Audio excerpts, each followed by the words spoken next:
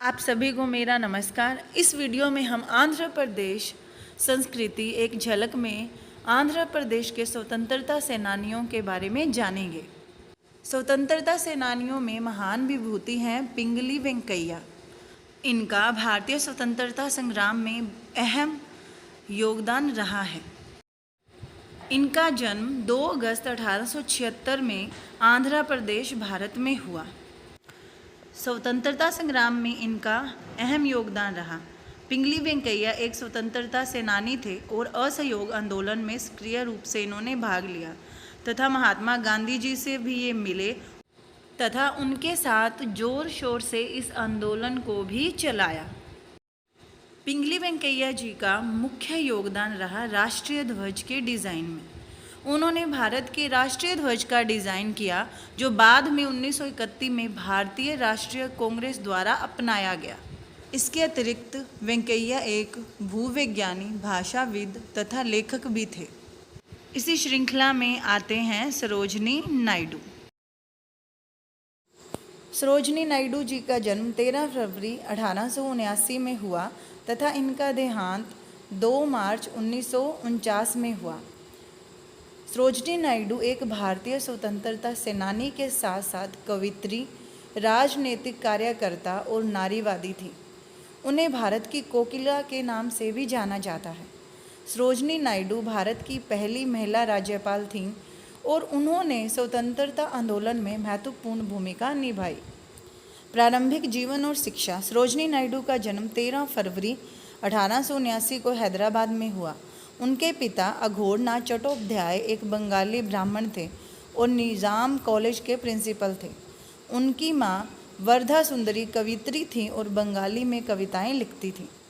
सरोजिनी नायडू ने 12 वर्ष की आयु में मद्रास विश्वविद्यालय की मैट्रिक परीक्षा उत्तीर्ण की। बाद में उन्होंने लंदन के किंग्स कॉलेज और कैम्ब्रिज के गेटन कॉलेज में अध्ययन किया।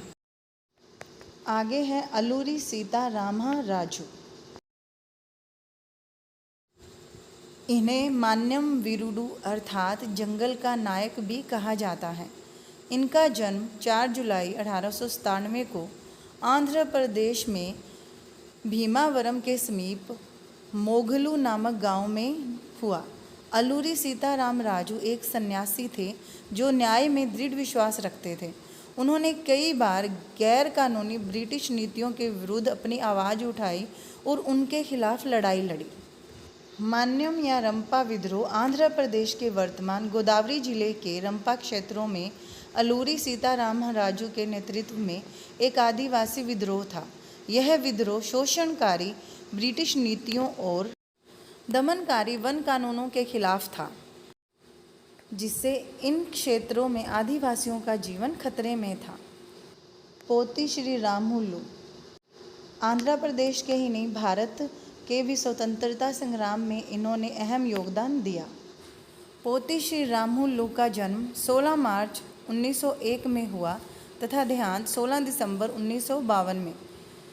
ये एक भारतीय स्वतंत्रता सेनानी थे जिन्हें तेलुगु भाषी आंध्र प्रदेश के निर्माण में उनकी महत्वपूर्ण भूमिका के लिए जाना जाता है। वे महात्मा गांधी के परम अनुयायी थे और सत्य, अहिंसा, देशभक्ति और हरिजन उत्थान के लिए जीवन भर कार्य करते रहे। जीवन परिचय। जन्म 16 मार्च 1901 पद्मातापल्ली, नेल्लोर जिला, आंध्र प्रदेश में हुआ। शिक्षा। इन्होंने सामान्य शिक्षा प्राप्त की और ग्रेट इंडियन पेनिनसुलर रेलवे में काम किया। स्वतंत्रता आंदोलन में योगदान। उन्होंने भारतीय स्वतंत्रता आंदोलन में सक्रिय रूप से भाग लिया और नमक सत्याग्रह और भारत छोड़ो आंदोलन में शामिल हुए। आंध्र प्रदेश राज्य की मांग। उन्होंने मद्रास राज्य से अलग एक तेलुगु भाषी राज्य के गठन की मांग की और इस उद्देश्य के लिए 58 दिनों तक अनशन पर भी बैठे।